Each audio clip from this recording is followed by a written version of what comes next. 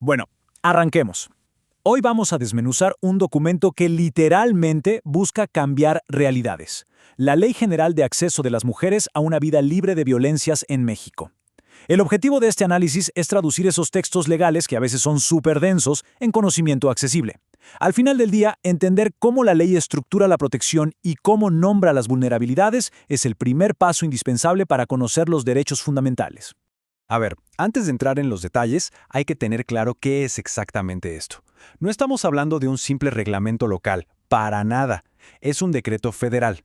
Su objetivo más grande es establecer una coordinación obligatoria entre todos los niveles del gobierno.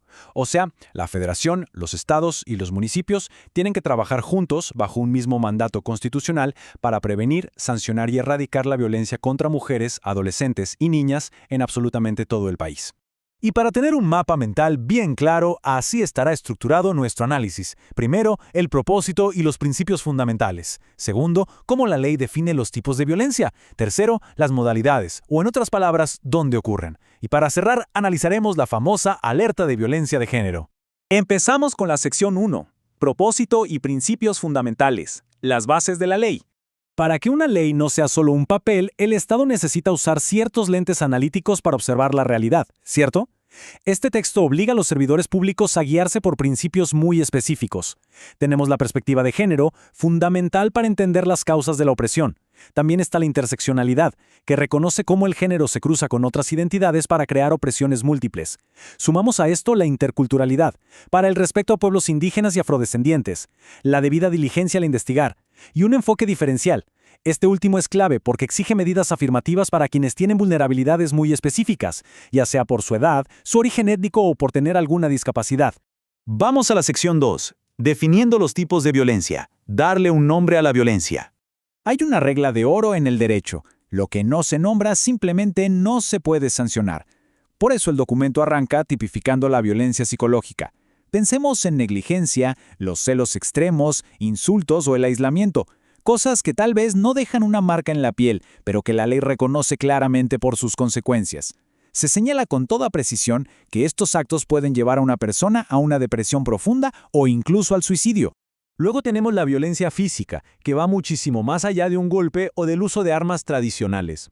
Ojo aquí, porque una actualización vital en este marco legal es que ahora incluye, de forma súper específica, los ataques con ácidos o sustancias corrosivas, tóxicas e inflamables. Es una medida de protección moderna y totalmente necesaria que responde a ataques muy alarmantes que hemos visto documentados en los últimos años. Más allá del daño físico o mental, hay un ataque directo a los recursos de supervivencia de una persona. A esto se le llama violencia patrimonial. Es literalmente cuando alguien transforma, esconde, destruye o retiene los documentos personales, los bienes o los derechos de propiedad de la víctima. Básicamente es el acto de despojar a alguien de las cosas más esenciales que necesita para subsistir y mantener su independencia. Y bueno, es crucial no confundir esa violencia patrimonial con la violencia económica. La económica se centra estrictamente en el control financiero.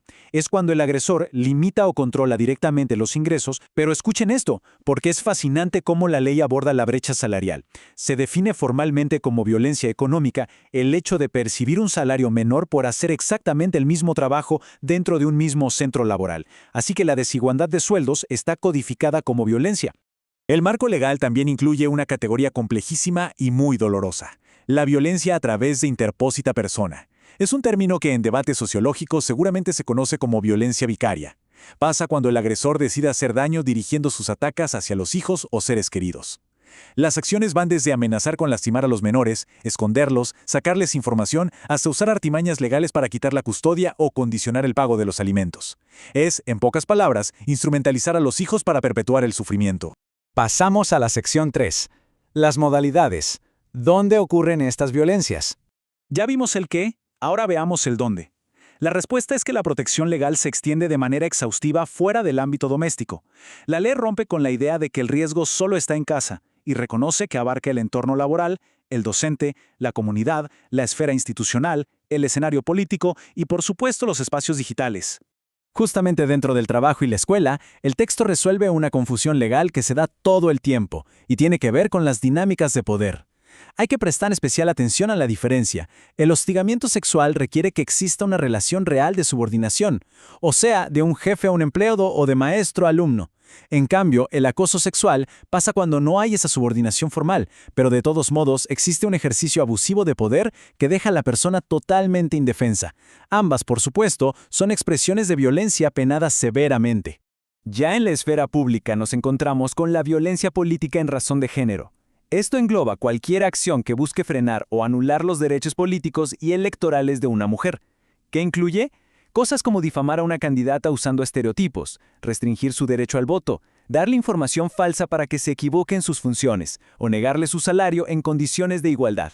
Es básicamente poner obstáculos ilegales para que no puedan ejercer el poder. Y adaptándose a nuestros tiempos, la ley tenía que detallar la violencia digital. Compartir, distribuir o exponer audios, fotos o videos de contenido íntimo sin consentimiento a través de la tecnología es un delito. Pero el verdadero cambio de juego aquí es la capacidad de respuesta. La ley le da poder a un juez para que ordene de manera inmediata a las plataformas, redes sociales o páginas web que bloqueen o eliminen ese contenido. Es una medida urgente para proteger la integridad psicológica. Vamos a la sección 4. La alerta de violencia de género, el mecanismo de emergencia definitivo. Para entender esta herramienta, que es la más poderosa que tiene el Estado en este marco, primero tenemos que hablar de la violencia feminicida.